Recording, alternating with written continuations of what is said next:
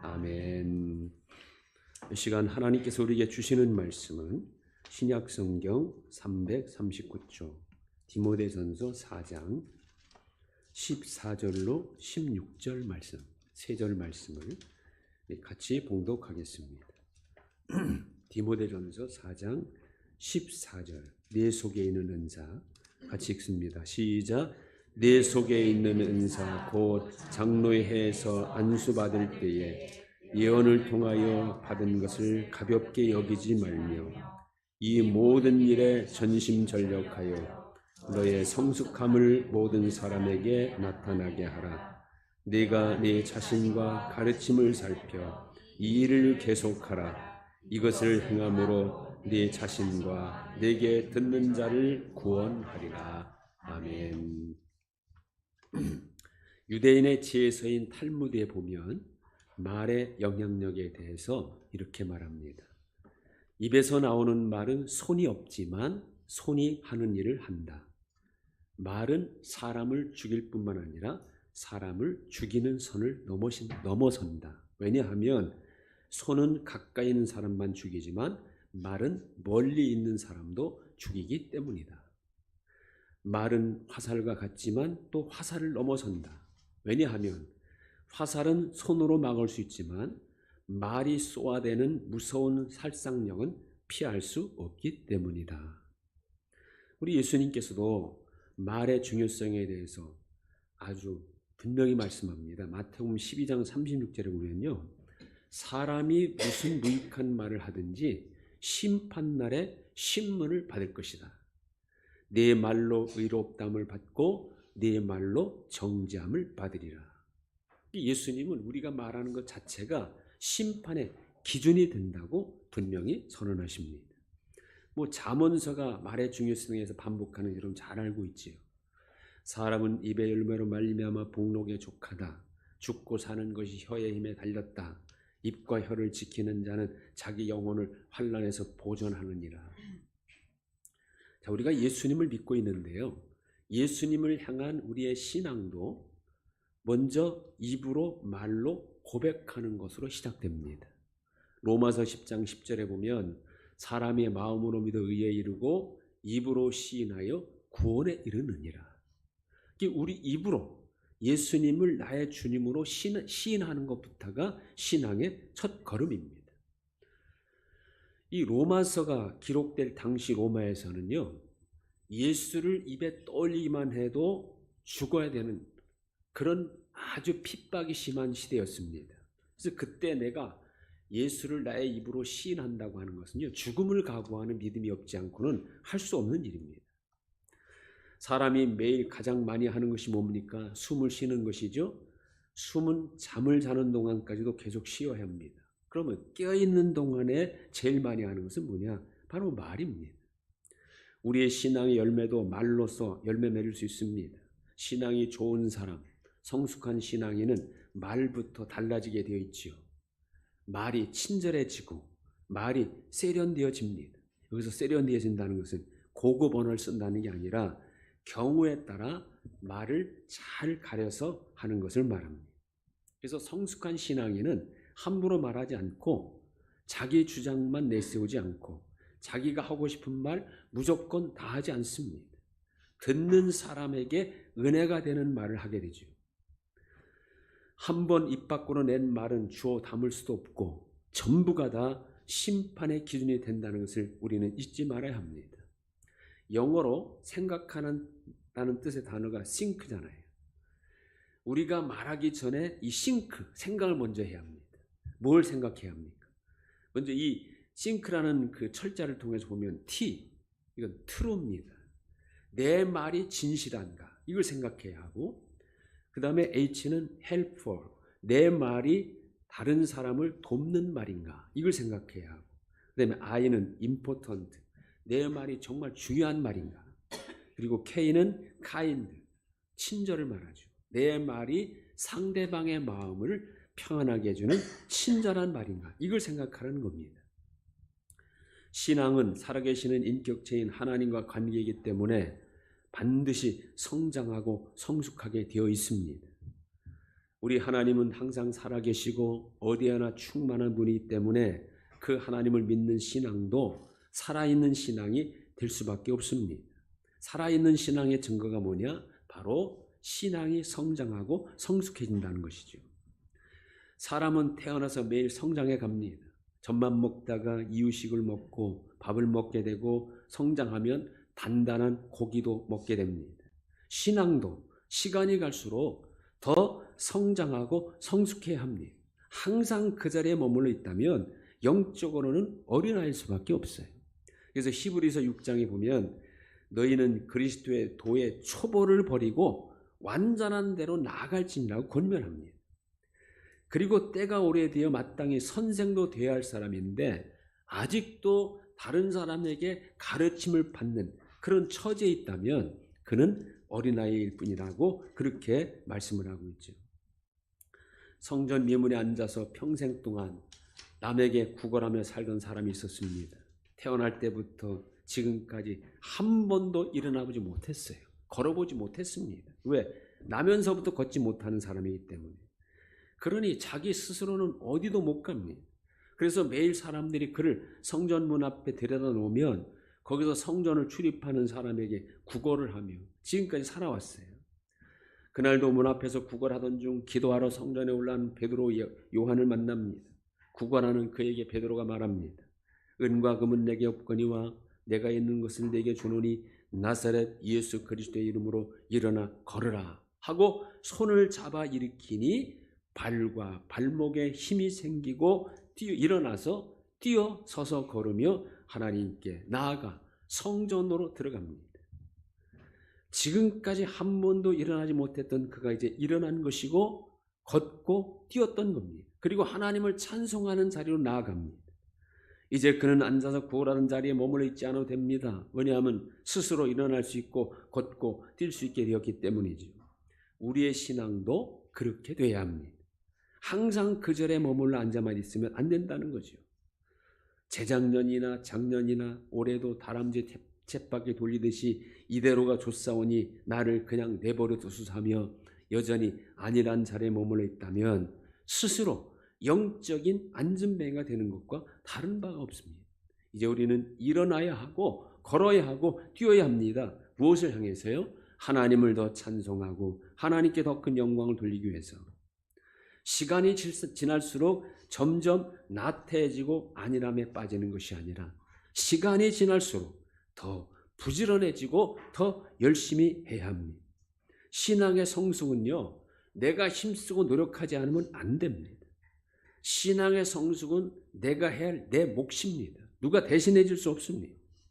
자, 우리는 반드시 그리스도 심판대 앞에 서게 된다고 고린도후서 5장에 말씀하죠. 근데 그 심판대 앞에서는 어떻게 심판을 받습니까? 각각 선악간에 내 신앙으로 내가 심판받는 겁니다. 내 신앙은 내가 성숙시켜야만 합니다. 중보 기도 다른 사람을 통해서 내가 받을 수도 있고 다른 사람이 해줄 수도 있어요. 그러나 내가 응답받으려면 내가 기도해야 하는 겁니다. 내가 하나님께 복을 받으려면 내가 더 순종해야 합니다. 아버지가 신포도를 먹었다고 아들의 이빨이 신 게 아니잖아요. 자, 오늘 말씀은 바울이 목회 제자라고 할 수 있는 디모데에게 아주 사랑하는 마음을 담아 권면하는 말씀이에요. 앞에 내용을 보면 이렇습니다. 누구든지 내가 나이가 어리다고 업신여기지 못하게 할 말, 행실, 사랑, 믿음, 정절에 있어서 본이 되라는 겁니다. 그러기 위해서는 읽는 것, 권하는 것, 가르치는 것에 전념하라고 하죠. 어느 정도 전념하랍니까? 전심전력하여 마음을 다하고 힘을 다하여 전념하라는 겁니다. 그래야 성숙함을 나타낼 수 있다는 것이죠. 우리의 신앙의 성숙함을 위해서 우리는 무엇보다 전심전력해야 합니다. 온통 우리의 신앙을 퇴보하게 만드는 것들로 가득 찬 세상 속에서 우리의 신앙생활을 해야 하기 때문에 전심전력하지 않으면 안 됩니다. 한 서기관이 예수님께 질문하죠. 모든 계명 중에 첫째가 무엇입니까? 예수님 대답하십니다. 네 마음을 다하고 목숨을 다하고 뜻을 다하고 힘을 다하여 주 너의 하나님을 사랑하라 하신 것이요. 둘째는 이것이니 네 이웃을 자신과 같이 사랑하라 하신 것이라. 그렇습니다. 하나님을 가장 빠르게 사랑하는 것은 마음을 다하고 목숨을 다하고 뜻을 다하고 힘을 다하여. 이게 바로 전심전력이죠.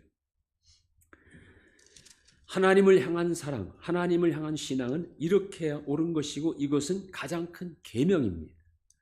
계명이라는 것은요, 부탁이 아니에요. 권면이 아닙니다. 명령입니다. 반드시 따라야 하는 명령. 해도 되고 안 해도 되는 시시한 게 아닙니다. 오늘 예수님께서 내 마음을 다하고 목숨을 다하고 전심전력하는 사랑을 하는, 이건 몇 계명이에요. 그런 계명은 우리가 거슬리면 안 된다는 것이죠. 오늘 말씀에 보면 성숙함을 누구에게 나타나게 하랍니까? 모든 사람에게, 이렇게 말하죠. 이게 중요합니다. 같이 신앙생활하는 교회 안에 있는 사람에게만이 아니에요. 말 그대로 모든 사람에게입니다. 가족, 교회 식구들, 직장 동료, 이웃, 그리고 나를 아는 모든 사람, 내가 아는 모든 사람, 그들에게 믿음의 성숙함을 나타내야 한다는 것이죠. 그러려면 항상 어디서나 누구 앞에서나 어떤 상황에서나 성숙한 신앙의 모습으로 살아야 한다는 것입니다. 우리는 이런 거룩한 사명을 받은 사람들입니다. 그래서 우리는요, 거룩한 부담을 가지고 살아야 할 책임이 있는 겁니다. 초보적인 신앙, 어린애 같은 신앙의 특징이 뭡니까? 배우기만 하고 달라기만 하고 자기만 위해주기를 바랍니다. 의존적이죠. 자기 스스로는 아무것도 하지 못하고 하려 하지도 않습니다. 수동적이고 무책임하고 쉽게 낙심하고 포기하려 합니다. 귀가 얇아서 이 사람이 이 말하면 흔들리고 저 사람이 저 말하면 흔들리고 넘어집니다. 작은 어려움만 만나도 원망하고 불평하고 핑계가 많고 변명이 많죠. 뭔 일을 하려고 하면 무슨 탓, 탓도 많고 탈도 많습니다. 그러니 그런 사람은 신뢰할 수가 없습니다. 자, 사울의 신앙이 그랬잖아요. 사실 사울은 하나님을 향하여 나의 하나님이란 신앙이 전혀 없었던 것을 보입니다. 하나님은 사울에게 아말렉을 쳐서 그들의 모든 소유를 남기지 말고 진멸하라 명령하시죠. 사울은 아말렉의 왕 아각을 사로잡고 백성을 진멸합니다. 그러나 그 중에 가장 좋은 것, 기름진 것, 그리고 어린 양과 좋은 것은 남기고 가치 없고 하찮은 것만 진멸합니다. 사무엘이 오자 사울은 이렇게 말합니다. 내가 여호와의 명령을 다 행하였나이다. 사무엘이 그럼 지금 내게 들리는 양과 소의 소리는 어찌 된 것이냐 묻자 사울은 이렇게 핑계와 변명을 내죠. 그것은 백성이 당신의 하나님 여호와께 제사하려 하여 양들과 소들 중에 가장 좋은 것을 남긴 것입니다. 사울에게 있어서 하나님은 나의 하나님이 아니에요. 당신, 사무엘, 당신의 하나님이랍니다. 그러니 하나님 명령에 온전히 순종하지 못했던 겁니다. 자기 마음대로 해놓고는 하나님의 명령을 다 행한 것으로 착각합니다. 그에 비해서 하나님 마음에 합한 신앙으로 인정받은 다윗의 신앙은 어떤 신앙입니까? 다윗에게 있어 하나님은 철저히 나의 하나님이에요. 다윗의 시편들을 보면 주로 이렇게 고백하죠. 여호와는 나의 구원이시요 나의 산성이시요 나의 반석이시요 내가 피할 바위시요 여호와는 나의 목자시요 내 생명의 능력이시니. 그는 어떤 환경, 특별히 풍전등화 같은 위기 상황에서 오히려 하나님도 의지합니다. 사방의 대적자들로 에워싸 진을 치고 있는 상황에서 이렇게 말하죠. 천만인이 나를 에워싸 진친다 하여도 나는 두려워하지 아니하리다. 내가 누워 자고 깨었으니 여호와께서 나를 붙드심이로다. 그는 사망의 음침한 골짜기를 다닐지라도 해를 두려워하지 않는다고 고백하죠. 왜냐하면 주께서 나와 함께 하시기 때문이라는 거예요. 성숙한 신앙은 환경에 따라 흔들리지 않고 상황에 따라 변하지 않습니다. 오히려 힘들고 어려워지면 더 하나님을 철저히 의지하게 되어 있습니다. 또 성숙한 신앙은 섬김을 받는 게 아니라 섬기는 신앙이에요. 받는 신앙이 아니라 주는 신앙입니다.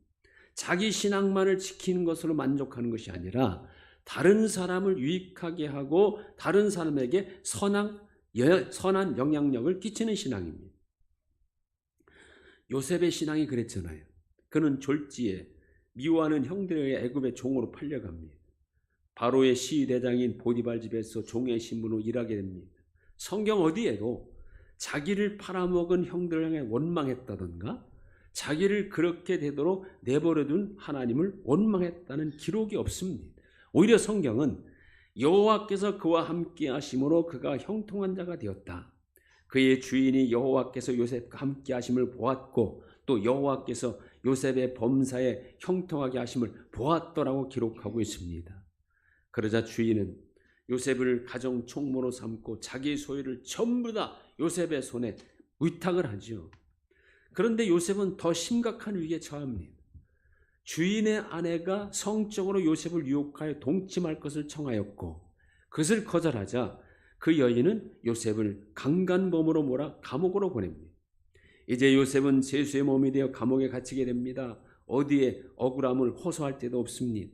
종의 신분이기에 누구 하나 그의 인권을 보호해줄 사람도 없습니다. 그러나 요셉은 자기 처지가 그렇게 억울하게 죄수의 몸이 되었지만 누구를 원망하거나 포기하지 않습니다.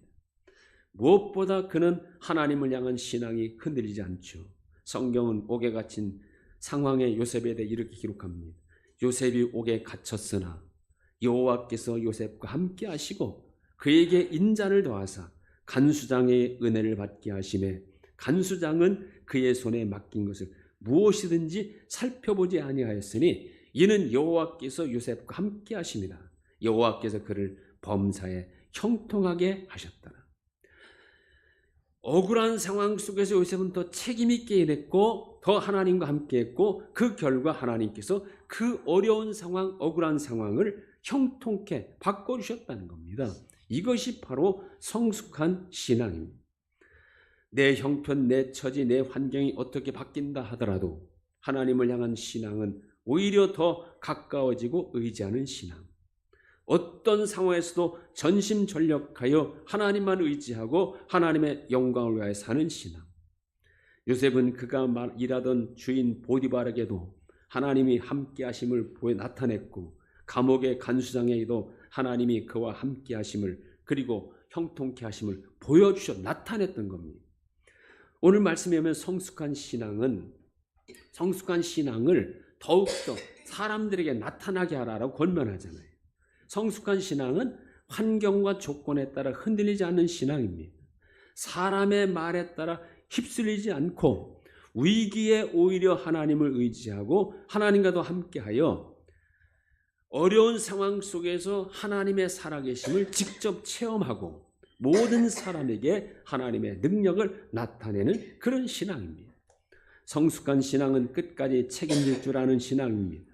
맡겨진 일을 수동적으로 억지로 하는 게 아니라 능동적으로 기쁨으로 방해가 있을수록 더 잘 감당하는 신앙입니다.